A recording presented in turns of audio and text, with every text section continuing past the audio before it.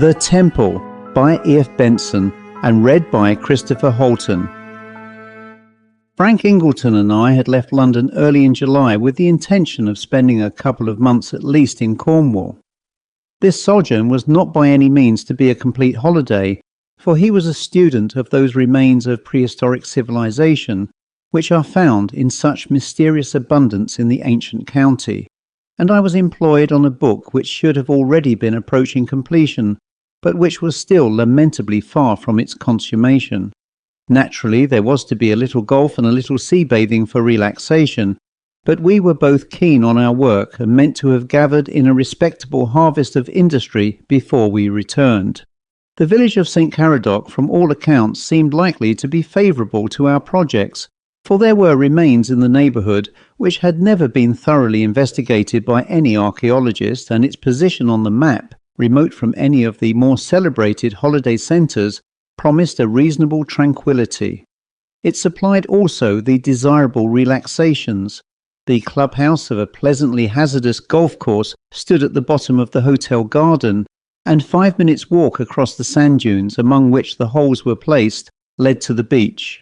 The hotel was comfortable and at present half empty, and fortune seemed to smile on our undertakings. We settled down, therefore, without further plans. Frank meant before he left to visit other parts of the county, but here, within a mile of the hotel, was that curious circle of monoliths, like some Stonehenge in miniature, known as the Council of Penruth. It had always been supposed, so Frank told me, that it was some place of druidical worship, but he distrusted the conclusion and wanted to study it minutely on the spot. I went there with him by way of an evening saunter on the second day after our arrival. The shortest way was along the sand dunes, and thence up a steep grassy slope onto the ploughed stretches of the uplands. In that warm, soft climate the wheat was in full ear, and beginning already to turn ripe and tawny. A very narrow path led across these cornfields to our destination, and from far off one could see the circle of stones 4 to 5 feet high standing there black and austere against the yellowing grain. Though all the country round was in cultivation, no plough had furrowed the interior of the circle, and inside was the ancient turf of the downs, short and velvety, with patches of thyme and harebells. It seemed odd. A plough could have passed backwards and forwards between the monoliths, and a half-acre of land have been made fruitful. "But why isn't it ploughed?" I asked. "Oh, you're in the land of superstitions and ancient sorceries," he said. "These circles are never touched or made use of. And do you see, the path across the fields by which we have come passes round it. It doesn't run across it. There it goes again on the far side, pursuing the same line after making the detour." He laughed. "The farmer of the land was up here this morning when I was making some measurements," he said. "He went round it, I noticed, and when his dog came inside after some interesting smell, he called it back and cuffed it and rapped out, 'Come out of that there, and never do you go within again.'" "But what's the idea?" I asked. "Something clings to it, some curse, some abomination. They think, no doubt, just as the archaeologists do, that the place has been a druidical temple where dreadful rites were performed and human sacrifices made. But they are all wrong. This was never a temple at all, it was a council chamber, and the very name of it, the Council of Penruth, confirms that. No doubt there was a temple somewhere about. Dearly should I like to find it." It had been hot work climbing up that steep slippery hillside from the village, and we sat down within the circle, leaning our backs against 2 adjacent stones, and as we sat and rested, Frank explained to me the grounds of his belief. "If you care to count them," he said, "you'll find there are 21 of these monoliths, against 2 of which you and I are leaning, and if you care to measure the distances between them, you will find that they are all equal. Each stone, in fact, represents the seat of a member of the Council of 21.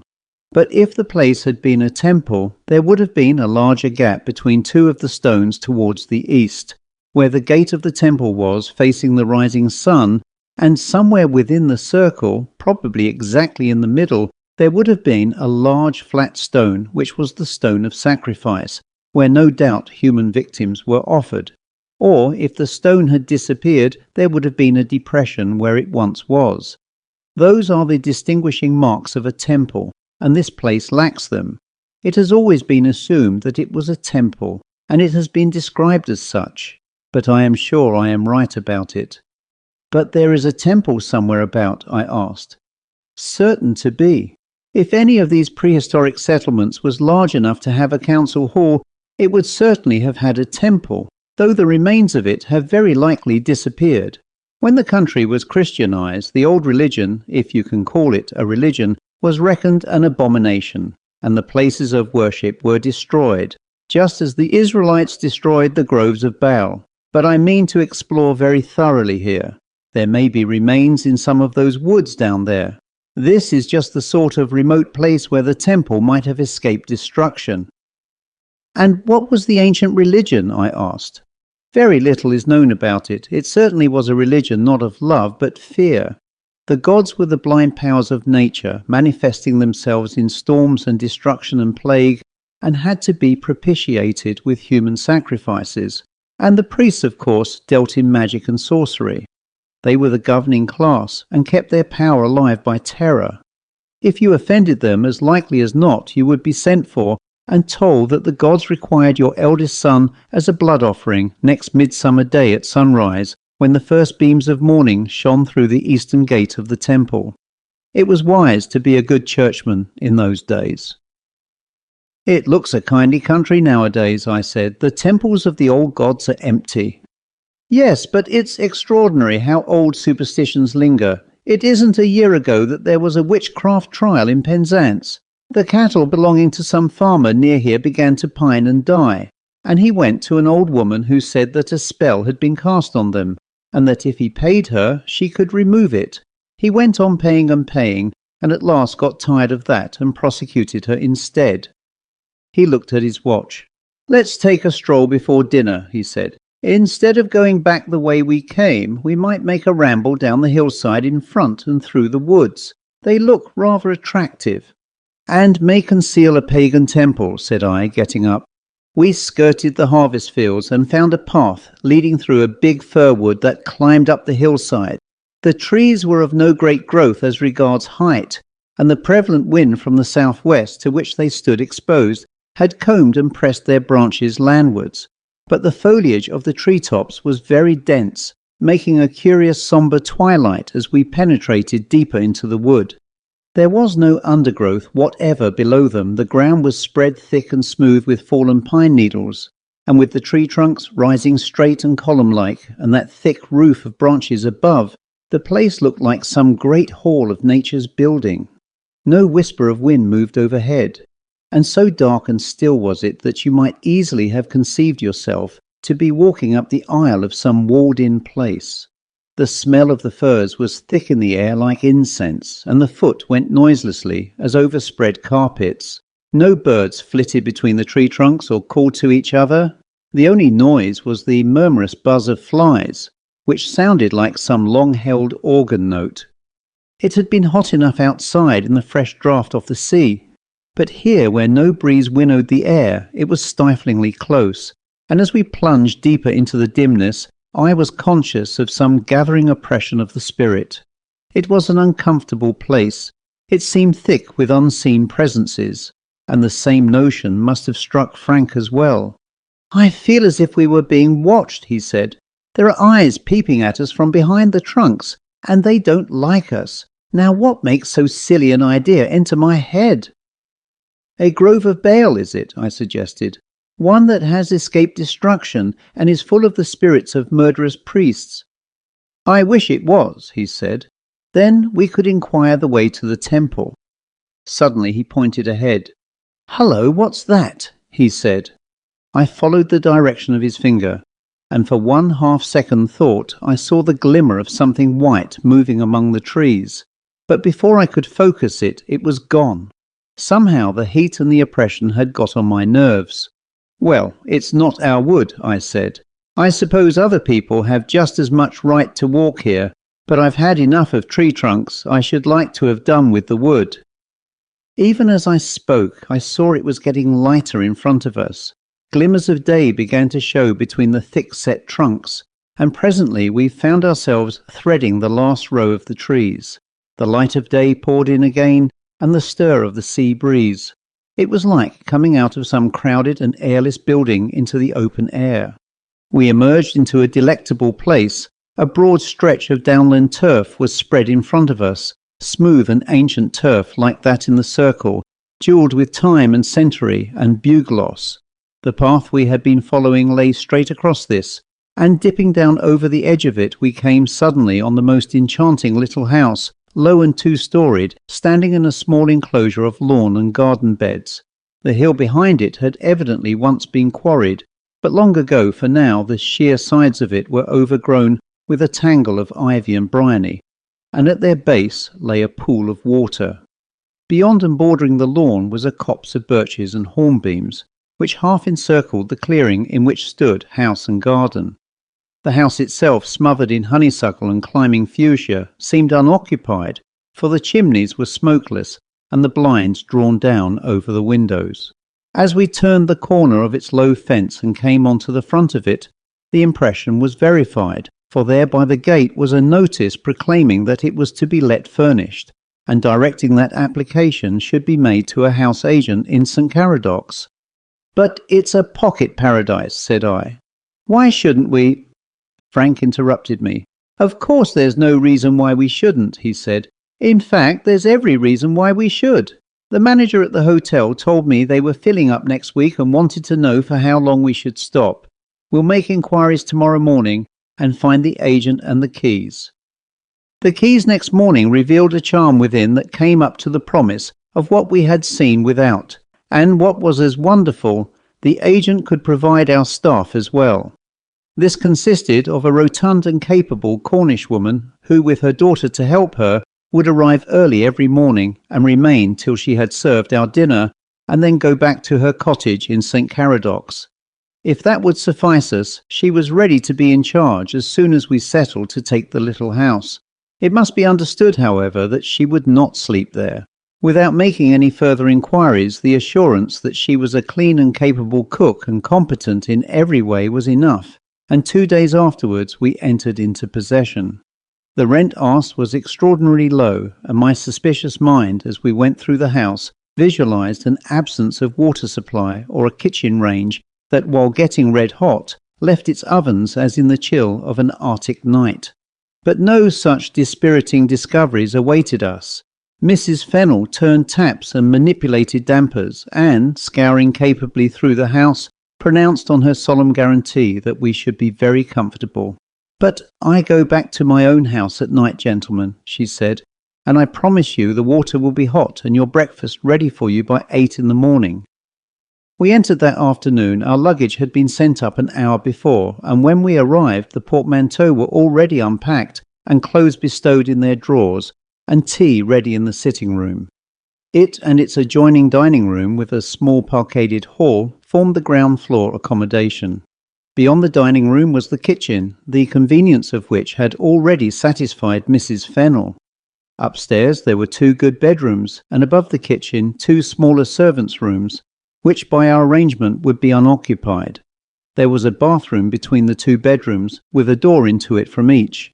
For 2 friends occupying the house, nothing could have been more exactly what was wanted with nothing to spare. Mrs. Fennell gave us an admirable plain dinner, and by 9 o'clock she had locked the outer kitchen door and left us. Before going to bed, we wandered out into the garden, marvelling at our luck. The hotel, as the manager had told us, was already beginning to fill up.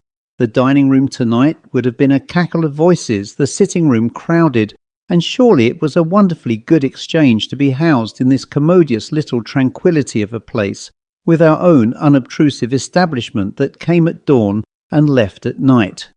It remained only to see if this paragon, who was so proficient in her kitchen, would be as punctual in the morning. "But I wonder why she and her daughter would not establish themselves here," said Frank. "They live alone down in the village. You'd have thought that they would have shut their cottage up and saved themselves a morning and evening tramp." "Gregariousness," said I. "They like to know that there are people, just people, close at hand and to right and left. I like to know that there are not. As I spoke, we turned at the garden gate, where the notice that the house was to let had been, and my eyes quite idly travelled across the space of open downland to the black fringe of the wood that stood above it, and for a moment bright, and then quenched again like the line of fire made by a match that has been struck and has not flared. I saw a light there. It was only for a second that it was visible, but it must have been somewhere inside the wood, for against that luminous streak I saw the shape of the fir trunks. "Did you see that?" I said to Frank. "A light in the wood?" he asked. "Yes, it has appeared there several times, just for a moment and then disappearing again. Some farmer, perhaps, finding his way home." That was a very sensible conclusion, and for some reason that I did not trouble to probe, my mind hastened to adopt it. After all, who was more likely to be passing through the wood than men from the upland farms going home at closing time from the Red Lion at St. Caradocs? I was roused next morning out of very deep sleep by the entry of Mrs. Fennel with hot water. It was a struggle to join myself up with the waking world again. I had the impression of having dreamed very vividly of things dark and dim, and of perilous places, and though I had certainly slept for something like 8 hours at a stretch, I felt curiously unrefreshed. At breakfast, Frank was more silent than his wont, but presently we were making plans for the day. He proposed to explore the wood again while I was busy with my work. In the afternoon, a round of golf would bring us to tea time. Before he started and I settled down, we strolled about the garden that dozed tranquilly in the hot morning sun, and again congratulated ourselves on our exchange from the hotel. We went down to the pool below the quarried cliff, and there I left him to return to the house, while he, in order to start exploring at once, followed an overgrown path that led into the copse of birch and hornbeam, of which I have spoken. But I had not crossed the lawn before I heard myself called. "Come here a minute," he shouted. "I've found something interesting." I retraced my steps, and pushing through the trees, found him standing by a tall black granite stone that pushed its moss-green head above the undergrowth. "It's a monolith," he said excitedly. "It's like one of those stones in the circle. Perhaps there has been another circle here, or perhaps it's a stone of the temple. It's deep in the earth. It looks as if it was in place. Let's see if we can find another in this copse." He pushed on into the thick-growing trees to the right of the path, and I, infected with his enthusiasm, made an exploration to the left. Before long I came upon another stone of the same character as the first, and my shout of discovery was echoed by his. Yet another rewarded his hunting, and as I emerged from the copse on the edge of the quarry pool, I found a fifth, standing but fallen forward in a bed of rushes that fringed the water. In the excitement of this find, my planned studiousness was of course abandoned. So too, when we had eaten a hearty lunch, was the projected game of golf, and before evening we had arrived at a rough scheme of the entire place. Most of the stones were in the belt of copse that half encircled the house, and with a tape measure we found that these were set at uniform intervals from each other, except that exactly twice that interval separated the two stones that lay due east of the circle. In the bank that lay to the south of the house, several were missing, but in each case, by digging at the proper intervals, we found fragments of granite grassed over in the soil, which indicated that these stones had been broken up and used, probably for building materials, and this conjecture of Frank's was confirmed by the discovery of pieces of granite built into the walls of the house we occupied. He had jotted down the approximate position of the stones and passed over to me the paper on which he had drawn his plan. "Without doubt it's a temple," he said. "There's the double interval at the east which I told you about, and which was the gate into it." I looked at what he had drawn. "Then our house stands just in the centre of it," I said. "Yes, what vandals they were to build it just there," said he. "Probably the stone of sacrifice lies somewhere below it. Good Lord, dinner ready, Mrs. Fennel? I had no idea it was so late." The sky had clouded over during the afternoon, and while we sat at dinner, a windless and heavy rain began to fall and thunder to mutter over the sea. Mrs. Fennel came in to inquire into our tastes for tomorrow, and as there was every appearance of a violent storm approaching, I asked her whether she and her girl would not stop here for the night and save themselves a wetting. "No, I'll be off now, sir, thank you," she said. "We don't mind a wetting in Cornwall." "But not very good for your rheumatism," I said. She had mentioned that she was a sufferer in this respect. A blink of lightning flashed rather vividly across the uncurtained windows, and the rain hissed more heavily. "No, I'll be off now," she said, "for it's late already. Good night, gentlemen." We heard her turn the key in the kitchen door, and presently the figures of herself and her girl passed the window. "Not even umbrellas," said Frank. "They'll be drenched before they get down." "I wonder why they wouldn't stop," said I. Frank was soon employed on preparations for a plan to scale that he was meaning to make tomorrow, and he began putting in the house, which he had ascertained stood just in the centre of the temple. The size of the ground plan of it was all he required on the scale he intended for the complete plan, and after measuring the sitting room, passage and dining room, he went through into the kitchen. Meanwhile, I had settled down to the work I had intended to do this morning, and proposed to get a couple of solid hours at it before I went to bed.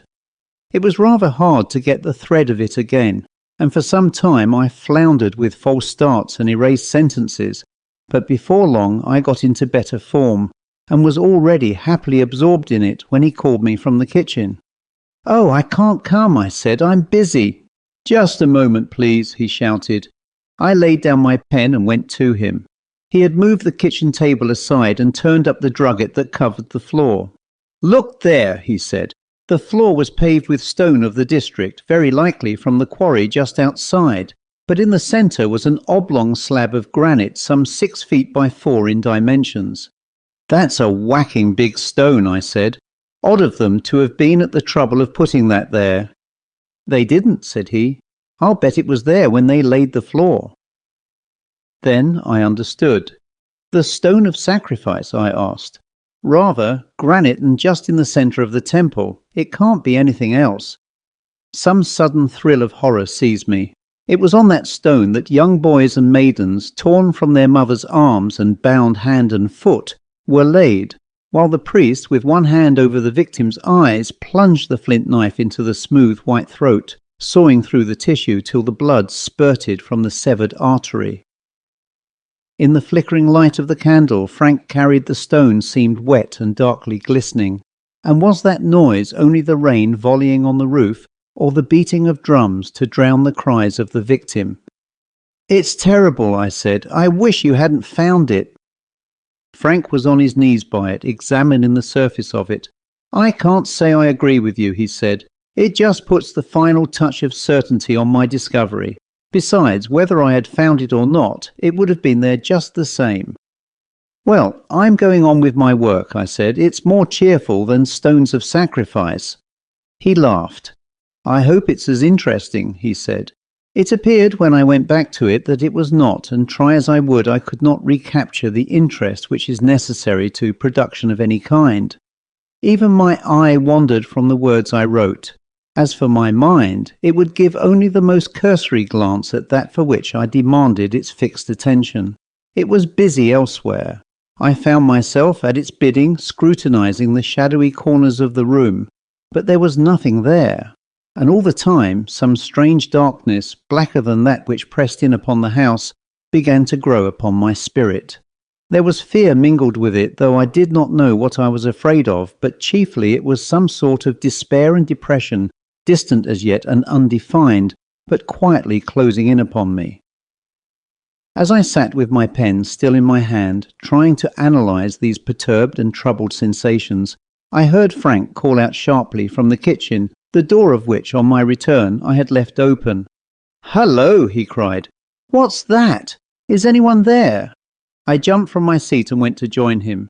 He was standing close to the stove, holding his candle above his head, and looking at the door into the garden, which Mrs. Fennel had locked on her departure.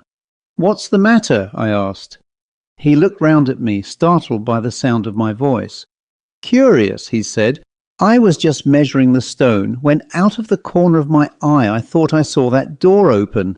But it's locked, isn't it?" He tried the handle, but sure enough it was locked. Optical delusion, he said. Well, I've finished here for the present, but what a night! Frightfully oppressive, isn't it? And not a breath of air stirring. We went back to the sitting room. I put away my laboured manuscript, and we got out the cards for a game of piquet. But after one party, he rose with a yawn. I really don't think I could keep awake for another, he said. I'm heavy with sleep. Let's have a breath of air. The rain seems to have stopped, and go to bed. Or are you going to sit up and work? I had not meant to do so, but his suggestion made me determined to have another try. There was certainly some mysterious pall of depression on me, and the wisest thing to do was to fight it. I shall try for half an hour, I said, and see how it goes. And I followed him to the front door of the house. The rain, as he said, had ceased, but the darkness was impenetrable, and shuffling with our feet, we took a few steps along the gravel path to the corner of the house. There the light from the sitting-room windows cast a circle of illumination, and one could see the flower beds glistening with the wet. Though it was night, the air was still so hot that the gravel path was steaming. Beyond that, nothing was visible of the lawn or the hill that sloped up to the fir wood. But as we stood there, I saw, as last night, a light moving up there. Now, however, it seemed to be outside the wood, for its progress was not interrupted by the tree trunks. Frank saw it too and pointed at it. It's too wet tonight, he said, but tomorrow evening I vote we go up there and see who these nightly wanderers are. It's coming closer, and there's another of them. Even as we looked, a third light sprang up, and in another moment all had vanished again. I carried out my intention of trying to work, but I could make nothing of it, and presently I found myself nodding over a page that contained nothing but erasures. With head bent forward, I drifted into a doze, and from dozing into sleep, and when I woke I found the lamp burning low and the wick smouldering. I seemed to have come back from some very distant place, and only half awake I lit a candle and quenched the lamp, and went to the windows to bolt them. And then my heart stood still, for I thought I saw someone standing outside and looking in through the intervening glass. But it must have been a sleepy fancy, for now, broad awake again, I was staring at my own reflection cast by the candle on the window. I told myself that what I had seen was no more than that, but as I creaked my way upstairs, I found myself asking if I really believed that. As I dressed next morning after another long but unrefreshing night, I began puzzling over a lost memory to which I had tried to find the clue yesterday. There was a bookcase in the sitting room with some 2 or 3 dozen volumes in it, and opening 1 or 2 of these I had found the name Samuel Townick inscribed in them. I knew I had seen that name not so many months ago in the daily press, but I could not recapture the connection in which I had read it. But from the recurrence of it in these books, it was reasonable to conjecture that he was the owner of the house we occupied. In taking it, his name had not come up. The house agent had plenary powers, and our deposit of a fortnight's rent clinched the contract. But this morning the name still haunted me, and since I had other small businesses in St. Caradocs, I settled to walk down there and make some definite inquiry at the agent's. Frank was too busy with his plan to accompany me, and I set out alone. The feeling of depression and vague foreboding was more leaden than ever this morning, and I was aware by that sixth sense, which needs no speech or language, that he was a prey to the same causeless weight. But I had not gone 50 yards from the house when the burden of it was lifted from me, and I knew again the exhilaration proper to such a morning. The rain of last evening had cleared the air, the sea breeze drew lightly landwards, and as if I had come out of some tunnel, I rejoiced in the morning splendour. The village hummed with holiday. Mr. Cranston received me with polite inquiries as to our comfort, and Mrs. Fennell's capability, and having assured him on that score, I approached my point. "Mr. Samuel Townick is the owner, is he not?" I asked. The agent's smile faded a little. "He was, sir," he said. "I act for the executors." Suddenly, in a flash, some of what I had been groping for came back to me. "I begin to remember," I said. "He died suddenly. There was an inquest. I want to know the rest. Hadn't you better tell me?" He shifted his glance and came back to me again. "It was a painful affair," he said. "The executors naturally do not want it talked about." Another glimpse of what I had forgotten blinked on my memory. "Suicide," I said. "The usual verdict of unsound mind was brought in. And is that why Mrs. Fennell won't sleep in the house? She left last night in a deluge of rain." I readily gave him my promise of secrecy, for I had not the slightest desire to tell Frank, and he told me the rest. Mr. Townick had been for some days in a very depressed state of mind, and one morning the servants coming down had found him lying underneath the kitchen table with his throat cut. Beside him was a sharp, curiously shaped fragment of flint covered with blood. The jagged nature of the wound had confirmed the idea that he had sawn at his throat till he had severed the jugular vein. Murder was ruled out, for he was a strong man, and there were no marks on his body or about the room of there having been any struggle, nor any sign of an assailant having entered. Both kitchen doors were locked on the inside, his valuables were untouched, and from the position of the body the only reasonable inference was that he had laid down under the table, and there deliberately done himself to death. I repeated my assurance of silence and went out. I knew now what the source of my nameless horror and depression had been. It was no haunting spectre of Townick that I feared. It was the power, whatever that was, which had driven him to kill himself on the stone of sacrifice. I went back up the hill. There was the garden blazing in the July noon, and the sweet tranquillity of the place was spread abroad in the air. But I had no sooner passed the copse and come within the circle than the dead weight of something unseen began to lay its burden on me again. There was something here, horrible and menacing and potent. I found Frank in the sitting room. His head was bent over his plan, and he started as I entered. "Hello," he said. "I've made all my measurements, and I want to sit tight and finish my plan today. I don't know why, but I feel I must hurry about it and get it done, and I've got the most awful fit of the blues. I can't account for it, but anyhow, occupation is the best thing. Go into lunch, will you? I don't want any." I looked at him and saw some indefinable change had come over his face. There was terror in his eyes that came from within. I can express it in no other way than that. "Anything wrong?" I asked. "No, just blues. I want to go on working. This evening, you know, we have to see where those lights come from." All afternoon he sat close over his work, and it was not till the day was fading that he got up.